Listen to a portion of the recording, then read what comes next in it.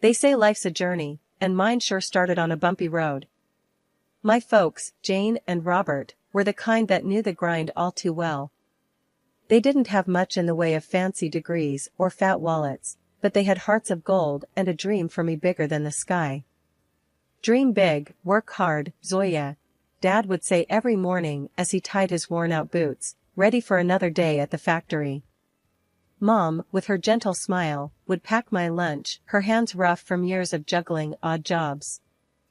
I was their golden ticket, their dream of a better life, and they poured every penny they could spare into a jar labeled her future. It wasn't just loose change, it was their sweat, their hope, and their love, all clinking together in that old glass jar. High school was where the rubber met the road. I hit the books hard, determined not to let my folks down. Evenings were a family affair, with Mom quizzing me on my homework and Dad sharing stories about the value of every hard-earned dollar. Then came the letter that changed everything. A thick, fancy envelope with the words admission confirmed printed on the front. I'd made it into one of the top colleges to study financial analysis. The joy in our little house was palpable. Mom cried, Dad hugged me so tight I thought I might break, and that night, we had a celebration dinner, nothing fancy, just our favorite stew, but it tasted like victory. College life was a whole new world. I was a small fish in a big pond now, but I wasn't about to float, I was there to swim. To keep afloat financially, I started tutoring. It was during one of these sessions that I met Mike. He was a bit rough around the edges, always had his cap on backward, and seemed more interested in cracking jokes than cracking books. You know, you'd learn faster if you stopped trying to make me laugh all the time, I chided him during one of our sessions. Mike just grinned, that lopsided grin that I'd soon learn to love. And you'd be less stressed if you laughed a bit more. Balance, you know? Our study sessions soon turned into long conversations, laughter, and eventually, something more. He was different from anyone I'd ever met, he had this way of looking at life, unfiltered, unpretentious, just real. But life's not just about the good times, is it? It's about the grind, the hustle, the unending push to keep moving forward. That's what my parents taught me, and that's what I was determined to do, Mike by my side or not. Life after college was like stepping onto a whole new playing field. I landed a gig at a top firm right off the bat. All those nights hitting the books paid off, and I was ready to roll up my sleeves and dive into the world of finance. It was all high rises, sharp suits, and numbers that made your head spin. And let me tell you, it felt good. Real good. Mike, on the other hand, he was treading water. Jobs for him were like buses, you miss one, and you're waiting ages for the next. When he finally landed something, it was clear his paycheck wasn't gonna stack up against mine. At first, it hung in the air like a bad smell. Mike would come home, his pride a little bruised, and I'd be there, trying to lighten the mood. Hey, it's not about who brings in what, I'd say, slinging an arm around him as we sat down to some takeout after a long day.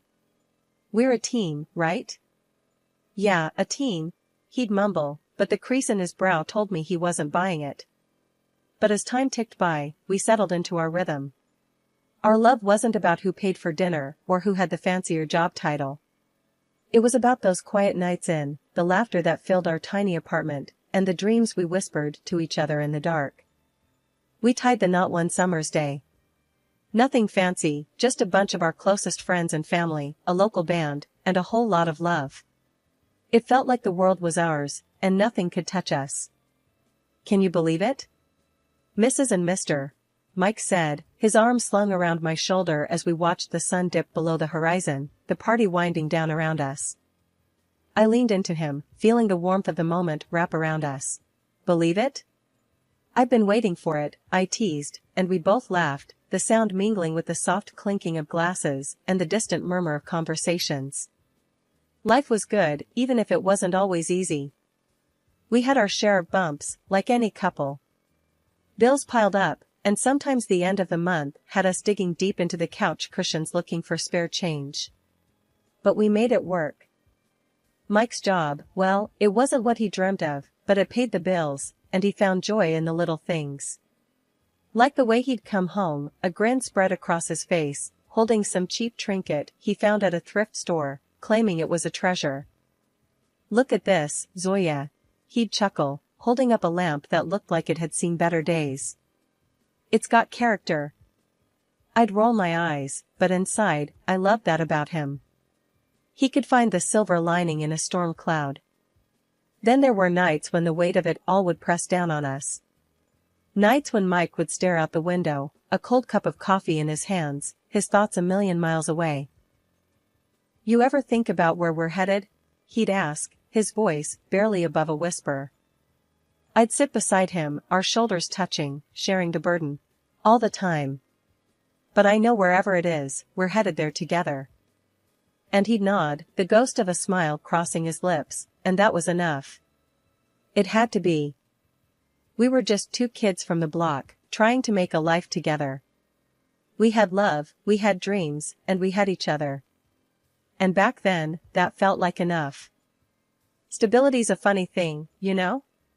One minute you're on top of the world, and the next, it's like the rug's been pulled out from under you. That's what happened to us. My fancy job, the one I thought was rock solid, crumbled like a house of cards.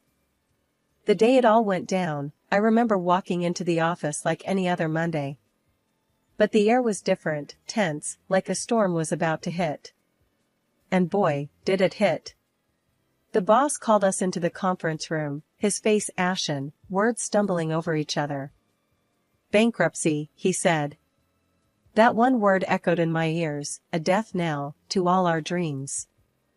I came home that night, my mind a whirlwind of panic and disbelief. Mike was there, sprawled on the couch, a game flickering on the TV. He looked up, saw my face, and immediately knew. "What's wrong, babe?" His voice was calm, but his eyes were searching, worried. I just stood there, the words stuck in my throat. "Job's gone.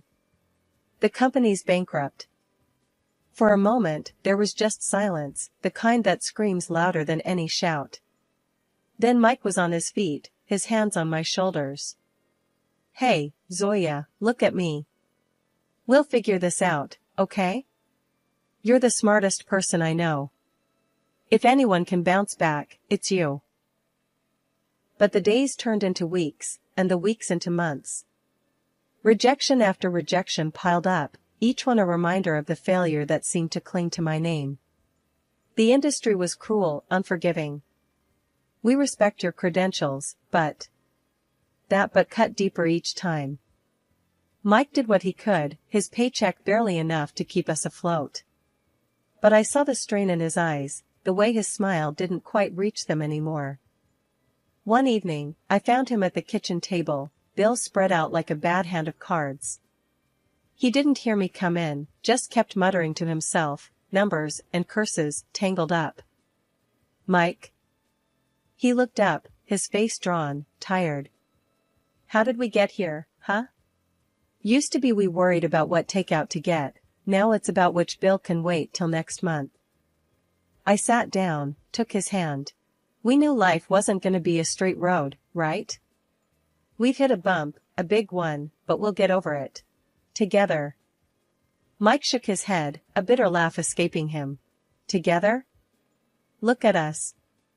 You're jobless, and I'm barely scraping by. This isn't what we signed up for." His words stung, a slap of reality I wasn't ready for. "So what, you're saying I'm not trying? You think I like being stuck here, useless?" "No, that's not what I mean." He ran a hand through his hair, frustration etched in every line of his face. "It's just hard, you know? Feels like no matter how hard I paddle, we're sinking." I wanted to say something, anything, to fix it, to make the hurt in his eyes go away. But the words wouldn't come. Instead, we sat there, together yet miles apart, the weight of our crumbling world pressing down on us. Betrayal, they say, cuts deeper than a knife. It's a wound that festers, a poison that spreads until everything you once held dear is tainted. That's what it felt like when Mike turned on me. It started with snide remarks, little jabs here and there. At first, I tried to brush it off, chalk it up to stress, to the pressure we were both under. But as the days dragged on, those jabs turned into full-blown attacks. Another day, another stack of rejection letters, huh? Mike's voice was harsh, nothing like the warm tones I fell in love with. I looked up from the pile of envelopes on the table, my heart sinking. I'm trying, Mike. You know I am. He snorted, a cold, mocking sound. Trying? What good is trying if it gets us nowhere? You know how much I'm stretching every dollar to keep us afloat here? I felt the sting of his words, the unfairness of it all burning in my chest. You think I don't know that? You think I like sitting here, feeling like a burden? A burden? Well, if the shoe fits. His words were a slap in the face, a confirmation of my worst fears. I stood up, my hands shaking. I can't believe this. After all we've been through, this is how you talk to me? Mike's face was hard, unyielding. Face it, we're sinking and you're just dead weight. I'm done carrying you. That night was the longest of my life. I lay in bed, staring at the ceiling, the echoes of Mike's words haunting the silence. I thought about everything we had been through, all the dreams we had shared. And I realized that the man lying next to me, the man I had built my life with, was a stranger to me now. The final blow came a few days later. I came home to find Mike in the living room, but he wasn't alone. The woman with him was young, too young, with a smirk that made my blood boil. Oh, look who decided to grace us with her presence, Mike sneered as I stood frozen in the doorway. The woman giggled, a high, grating sound. Is this the famous wife?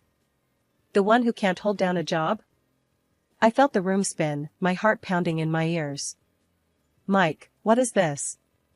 Mike stood up, his eyes cold. This is me moving on. I'm done with you, with this sham of a marriage. He threw a stack of papers at me, the word divorce glaring up at me in bold letters. Consider this your eviction notice too. I want you out. I looked from the papers to Mike, to the woman still smirking on the couch. I was numb, the pain too deep, too raw to comprehend. Without a word, I grabbed my coat and my bag, the life I had known slipping through my fingers like sand. Life has a funny way of kicking you when you're down, but it's also got a knack for throwing you a lifeline just when you're about to sink. That's what happened to me the day I wandered into Linda's salon, a place I used to frequent back in my better days. My mind was a mess, my heart in pieces. I must have looked a sight, sitting there on one of those plush chairs, staring blankly at the mirror, seeing a stranger looking back. Linda, with her keen eyes and kind heart, must have seen the storm brewing inside me. She approached, her step soft, her voice gentle. Honey, you look like you could use a friend, she said, her hand resting lightly on my shoulder. I looked up, met her gaze in the mirror, and before I knew it, the floodgates opened. Words poured out, raw and unfiltered, the story of my downfall, my betrayal, my brokenness. Linda listened, really listened, her nods and soft murmurs a balm to my battered soul. When I finally fell silent, she gave my hand a squeeze. You know, Zoya, she started, her tone thoughtful, I've been looking for someone to help me manage this place. Business is good, but it's getting too much for just me to handle. I blinked, her words not quite registering. Me? Manage a salon? But I'm a financial analyst, or at least, I was. I know nothing about running a beauty salon. Linda chuckled, a warm, rich sound. Oh, honey, skills can be taught, learned. But character, grit, determination, now those are things you either have or you don't. And you, my dear, have them in spades. I stared at her, the offer sinking in. It was crazy, totally left field. Me, running a salon? But then, what did I have to lose? My career was in tatters, my personal life a disaster. I don't know what to say, Linda. I stammered, my mind racing. Say you'll think about it, she suggested, her smile reassuring. No pressure. But I've got a good feeling about this, about you. And hey, it comes with a place to stay. The apartment upstairs is vacant, and I'd be happy to cut you a deal on the rent." I was floored. A job and a place to stay? It was more than I could have hoped for in my darkest hour. It was a chance, a lifeline, a glimmer of hope in the endless night. "Linda, thank you. I'll think about it, I promise," I managed to say, my voice thick with unshed tears. She gave my hand another squeeze. "Take your time, honey. But remember, sometimes the best opportunities are the ones we never saw coming."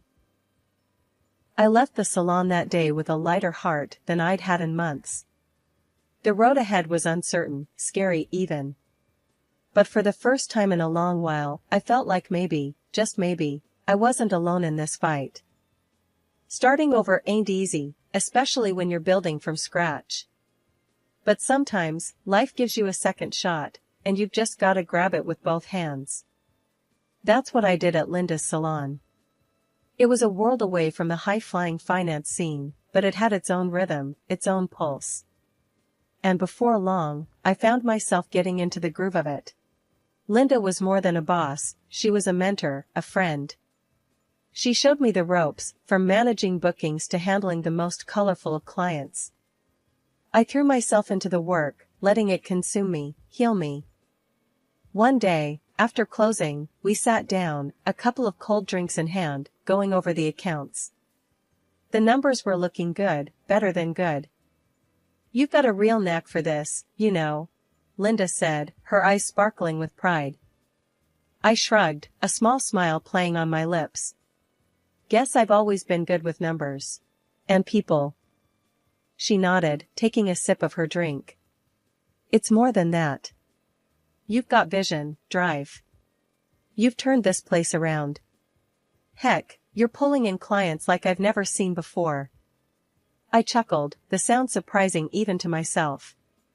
Well, desperate times call for desperate measures. I just figured, why not try something new? What did we have to lose? Linda's smile widened. "That's the spirit. And speaking of trying something new, I've been thinking." The way she trailed off, that twinkle in her eye, I knew she was onto something big. "Out with it, Linda. What's cooking in that brain of yours?" She leaned in, her voice dropping to an excited whisper. "Expansion. This place is just the start. I'm thinking a chain, a brand. And I want you in on it. As a partner." The words hit me like a bolt of lightning. A partner. Me. After everything that had crumbled, here was a chance to build something new, something mine. "Linda, are you sure? That's a huge step." She nodded, her gaze steady. "I've never been sure of anything. You're not just rebuilding your life, you're helping me build my dream. We're a team, and together, we're unstoppable." I took a deep breath, letting the weight of her words sink in. This was it, a new chapter, a new beginning. From the ashes of my old life, here I was, rising, stronger, fiercer. "All right, Linda. Let's do it. Let's build something amazing together." And we did. We worked hard, turning one salon into a chain of salons. Each new opening was a victory, a testament to our grit, our partnership. We were more than just a business, we were a force, a brand that stood for resilience, for beauty, for empowerment. Looking back, I couldn't believe how far I'd come. From the depths of despair to the heights of success. It wasn't just about the salons, the money, the recognition. It was about finding myself, my strength, my worth. The warm, inviting atmosphere of the salon buzzed with energy, a stark contrast to the cold, unforgiving streets outside. I was there, in my element, wrapping up Mrs. Jenkins' hairdo, her laughter mingling with the soft tunes playing in the background. The salon, my pride and joy, was more than just a business, it was a sanctuary, a testament to my journey. Mrs. Jenkins, with her sharp wit and warm heart, was in the middle of one of her famous anecdotes when the door burst open, sending a draft through the room. The chatter dipped into silence as Mike, my past mistake, walked in, swagger in his step, that same arrogant girl from years ago, clinging to his arm. His laughter, loud and mocking, sliced through the calm. What's this? Zoya? The high-flying financial whiz turned scissor-happy hairdresser? The girl with him, all smug smiles and judgmental glances, chimed in, her voice dripping with disdain. Really hit rock bottom, haven't you? From boardroom to this quaint little salon. The air felt heavy, charged with unspoken words and suppressed emotions. I felt Mrs. Jenkins' grip tighten around my hand, her presence a silent pillar of strength. Without missing a beat, Mrs. Jenkins rose from her chair, her stature small, but her presence enormous. You listen here, you ignorant fool. This woman, this hair snipper as you call her, she owns this place. Not just this one, but a whole chain of them. She's been in the papers, recognized as one of the most successful entrepreneurs around. Mike's smirk wavered, his companion's laughter faltering into an awkward silence. Mrs. Jenkins leaned in, her voice a fierce whisper that filled the room. And you, I've seen you, parading around town, always a drink in hand, always on the brink of another shambles. It's you who's the embarrassment, not her. You're the one tossed from job to job like a rag doll. The salon was still, the air thick with tension. Mike, once towering with arrogance, now seemed smaller, his bravado fading under the weight of truth. He tried to interject, a weak. Now, listen here, barely leaving his lips, before I cut him off. Mike, your time here is done. You chose to walk out of my life, and that's where you'll stay. Out. You're not welcome here, not in my business, not in my life. His eyes met mine, a flurry of emotions passing through them, anger, shame, maybe a hint of regret. But it was too late. I had moved on, built a new life from the ashes of his betrayal. The girl with him, her confidence now a crumbled facade, tugged at his arm. Let's go, Mike. This is pointless. They turned to leave, their exit as dramatic as their entrance, the door closing with a soft click behind them. The salon erupted into applause, a chorus of support and solidarity, Mrs. Jenkins leading the charge. She turned to me, her eyes softening. You, my dear, are the epitome of grace and strength. Don't you ever forget that. The room slowly returned to its rhythm, the incident fading into just another story to tell. I looked around, my heart swelling with pride. These walls, these people, were a part of my story, a narrative of resilience, of rebirth. After the door closed on that chapter of my life, the salon, my sanctuary, felt even more like a haven.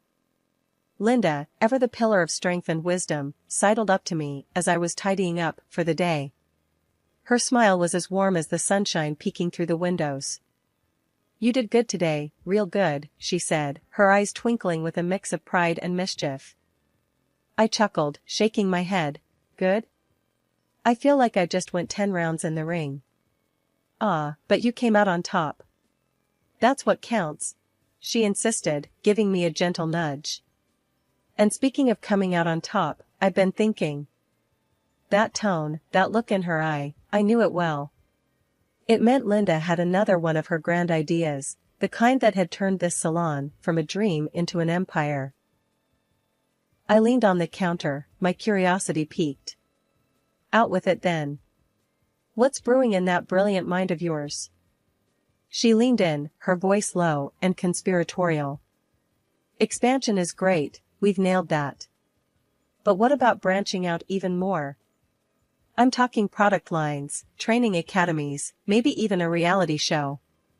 Sky's the limit. The idea was bold, daunting, and utterly thrilling. The thought of turning our brand into something even bigger, touching more lives, igniting more dreams, it set my heart racing. Linda, that's huge, I stammered, the magnitude of her vision dawning on me. You really think we can pull it off? She scoffed, playfully swatting my arm. Think? Zoya, I know we can. Haven't we proved that already? We're a dynamite team. With your brains and my charm, we're unstoppable. Her confidence was infectious. I felt it, that familiar flare of excitement, the spark that had ignited my journey from the ashes of my past life. All right, Linda. Let's do it. Let's shake things up and see where we land. Her grin was all the answer I needed. We were in this together, ready to take on the world, one dream at a time. As the salon emptied and the lights dimmed, I took a moment to reflect. Life had thrown curveballs, heartache, and challenges my way. But it had also brought me friendships, triumphs, and a future bright with possibilities. I locked the door, the click echoing in the quiet street. The night was still, the stars overhead a silent chorus of witnesses to my resolve. Tomorrow was a new day, a new chapter. And I was ready for it, ready for the challenges, the adventures, the highs and lows. Ready to build, to dream, to soar.